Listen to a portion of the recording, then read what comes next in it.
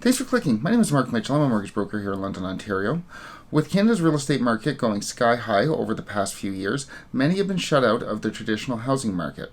As a result, we've seen the proliferation of rent-to-own companies offering a viable alternative to traditional financing, with even former Bank of Canada Governor Stephen Pallaz advising rent-to-own company Key. For its part, the Liberal government promised a $1 billion investment into rent-to-own programs in their 2021 election platform, and CMHC has even called for more investment into potential rent-to-own programs as well. So clearly we've seen a big increase in interest for these rent-to-own programs.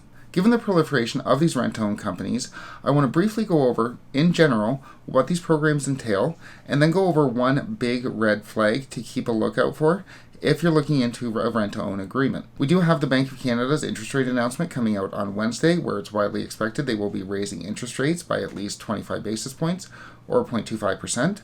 And with March being a new month, we're also expecting to have February's real estate data in very soon, and it's also widely expected that our housing prices went up again. We'll obviously have updates out on both. Click like and subscribe if you want to get those updates, but for now, let's get into these rent-to-own agreements.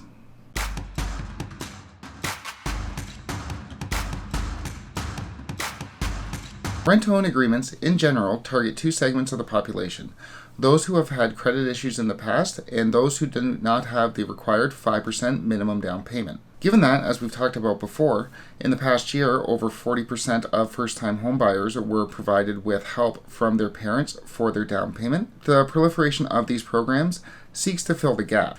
Rent-to-own agreements differ from traditional purchases in a number of ways, and they differ across companies, although we'll get to that in a second. In their most base form, the buyer enters into an agreement with the real estate investor where they put between 2 and 3% down payment on a home and agree to a predetermined monthly payment. Out of that monthly payment, a certain portion is set aside for the equity in the house. So, say if your rental payment was $1,200 per month, $1,000 would go to the investor, $200 would go to your equity in the house. Most of these agreements are between 2 and 3 years, so the thought is after 3 years, you will have accumulated enough money set aside for your down payment, combined with the 2.5-3% that you put down initially, that you would have that 5% available for your down payment for a traditional mortgage. Also, if there were any credit issues at the beginning of the term, 2 or 3 years is usually enough time for people to reestablish their credit. As with a 5% down mortgage, we need to have 2 years of good credit history with 2 sources of revolving credit, so lines of credit or credit cards. So the idea is after those 3 years with your 2 or 3% down payment, plus the amount being put towards your equity with each monthly payment and reestablishing your credit over the next 2 or 3 years, that you would have enough to switch over to a traditional mortgage. But, and this is the big red flag to look out for, the main aim, the primary objective when you're entering into a rent-to-own agreement is to be able to switch over to a traditional lender.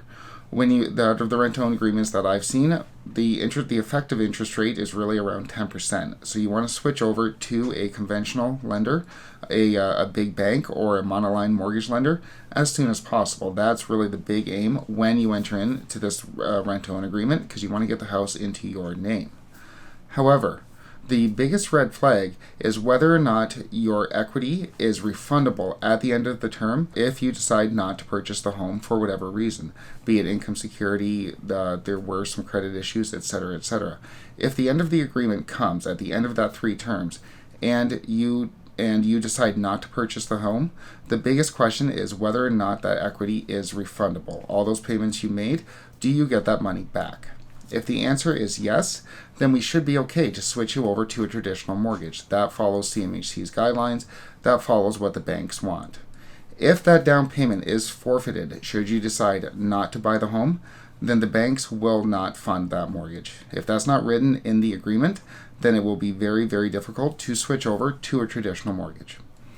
In recent years, it has been a bit easier as equity has gone up so much with the rising housing market that there have been private options available, but that can't last forever.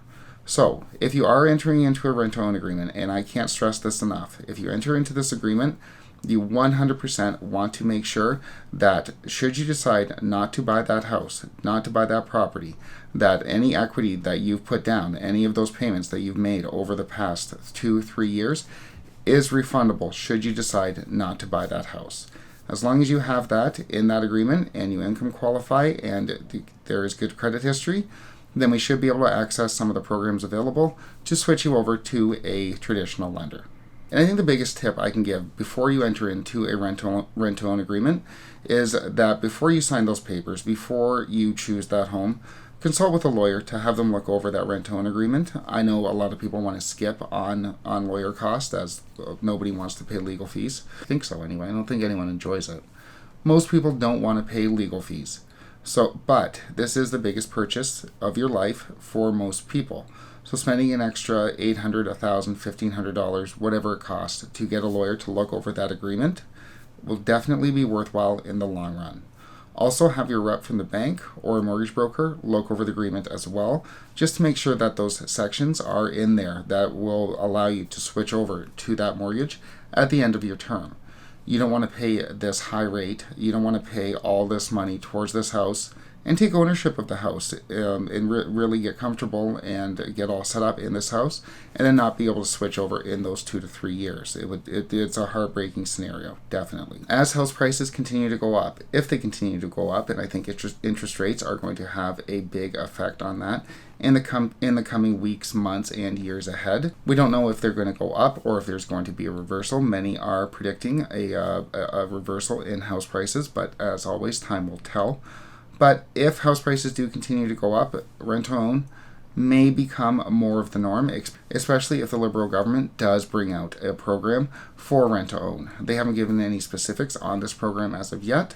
If they do, we're sure to follow it on this channel. Click like and subscribe if you want to get those updates. But for now, thanks so much for watching.